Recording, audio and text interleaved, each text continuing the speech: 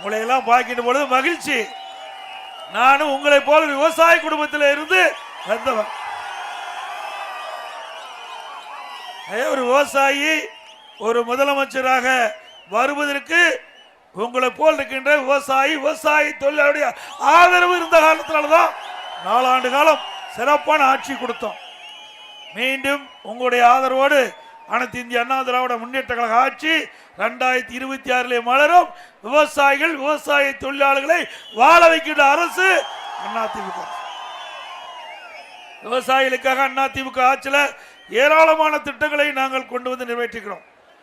இன்றைக்கு இயற்கை சீற்றம், புயல், வெள்ளம், இப்படி வறட்சி வருகின்ற காலகட்டத்தில் பயிர் காப்பீட்டு திட்டத்தில் அதிகமா விவசாயிகளுக்கு இழப்பீட்டு தொகையை பெற்று தந்த அரசு அதிமுக அரசாங்கம்.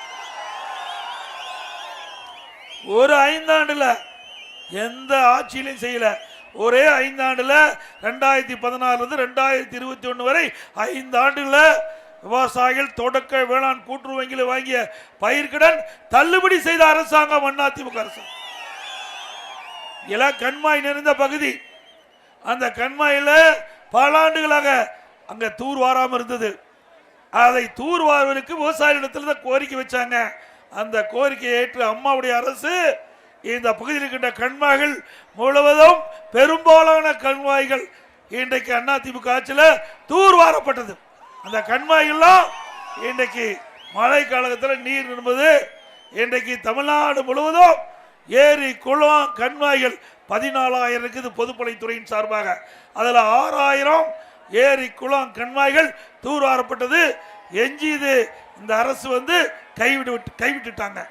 மீண்டும் உங்களுடைய நல்ல ஆதரவோடு ஆட்சி அமைந்த பிறகு எஞ்சிய கண்மாய்கள் அனைத்தும் தூர்வாரப்படும். அந்த தூர்வாரப்பட்ட வண்டல் மண் விவசாயிகள் இலவசமா நிலத்துக்கு பயன்படுத்தலாம். அது மட்டுமில்ல, இந்த பகுதியில் விவசாய தொழிலாளி பசு வீடுகள் கட்டி கொடுத்தோம். அற்புதமான பசு வீடுகள், அதையும் நிறுத்திட்டாங்க. மீண்டும் அதிமுக ஆட்சி மலர்ந்தவுடன் ஏழைகளுக்கு வீட்டுமனை, தாழ்த்தப்பட்ட மக்கள் வீட்டுமனை இருந்தா அந்த வீட்டுமனையில அற்புதமான கான்கிரீட் வீடு கட்டி கொடுக்கப்படும். ஏழைகளுக்கு வீட்டுமனையும் இல்ல, தாழ்த்தப்பட்ட மக்களுக்கு வீட்டுமனையும் இல்ல, இரண்டும் இல்லாத மக்களுக்கு அரசாங்கமே தனியார் இடத்திலிருந்து வீட்டுமனை விலைக்கு வாங்கி அந்த வீட்டுமனையில நம்முடைய ஏழை மக்களுக்கும் தாழ்த்தப்பட்ட மக்களுக்கும் அற்புதமான கான்கிரீட் வீடு கட்டி கொடுக்கப்படும்.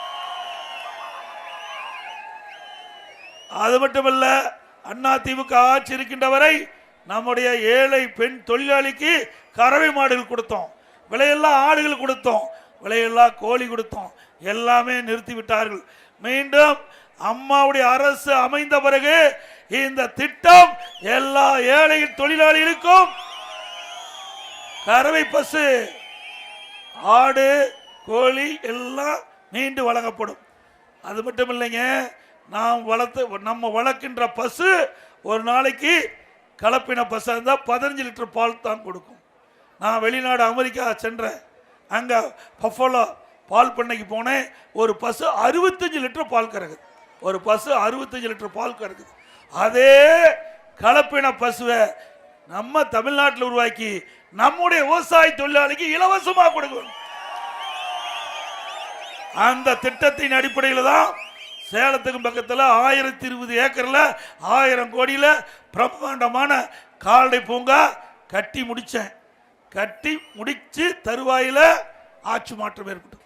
இன்ன வரைக்கும் எவ்வளோ முறை கேட்டுக்கொண்டு இந்த அரசாங்கம் 1000 கோடி, ஆசியாவிலேயே மிகப்பெரிய கால்நடை பூங்கா, ஆராய்ச்சி நிலையம், முதற்கட்டம் கால்நடை மருத்துவக் கல்லூரி நான் திறந்துட்டேன். அதுக்கு பிறகு போன ஆண்டு அது அப்படியே ஸ்டாலினுக்கு திறக்க முடியாம மனம் இருந்தாலும் வேற வழி இல்லை. சட்டமன்றத்தில் தொடர்ந்து நான் வலியுறுத்திய காரணமா அதை ஸ்டிக்கர் ஒட்டி ரிப்பனை கட் பண்ணா அப்படி கிடப்பில் போட்டான். இது நியாயமா? நீங்க நியாயங்களா? இது 1000 கோடிங்க. இந்தியாவில் ஆசியாவிலேயே மிகப்பெரிய கால்நடை பூங்கா. இந்த கால்நடை பூங்காவில் கலப்பின பசுக்களை உருவாக்கி நம்முடைய சீதோசன நிலைக்கு அந்த பசு வளரும். 40 லிட்டர் பால் கொடுக்கும். ஒரு நாளைக்கு 40 லிட்டர் பால். அந்த கலப்பின பசுவை ஆராய்ச்சி நிலை மூலமாக உருவாக்கி நம்முடைய விவசாய தொழிலாளிக்கு நாங்கள் கொடுப்பதற்காக திட்டமிட்டு அதை செயல்படுத்தணும். மீண்டும் உங்களுடைய ஆதரவோடு ஆட்சி மலரும். அந்த கலப்பின பஸ் நம்முடைய தொழிலாளிக்கு, பெண் தொழிலாளி கொடுக்கப்படும்.